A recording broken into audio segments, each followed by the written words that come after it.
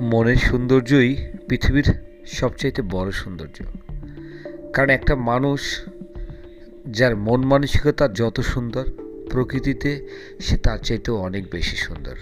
হয়তোবা আপনার বাহ্যিক চাকচক্য বা চেহারার একটা সৌন্দর্য দিয়ে সাময়িক অনেক কিছুই আপনি অর্জন করতে পারবেন, কিন্তু সেই অর্জনের সাস্টেনেবিলিটি থাকবে না, মানে স্থায়িত্ব থাকবে না। স্থায়িত্বটা হবে ক্ষণস্থায়ী। কারণ এর রূপের আগুন, মানে একটা কথা আছে না, ঘষে মেজে রূপ আর ধরে বেঁধে পীড়িত, কোনোটাই কিন্তু কখনো স্থায়ী হয় না। তাই নিজেকে মনের দিক থেকে সৌন্দর্য গড়ে ওঠান, নিজের মন মানসিকতাকে সুন্দর করুন, দেখবেন পৃথিবীটা অনেক সুন্দর। এই সুন্দর পৃথিবীতে আপনার সুন্দর রূপের চাইতেও সবচাইতে বেশি কদর থাকবে আপনার সুন্দর মনের।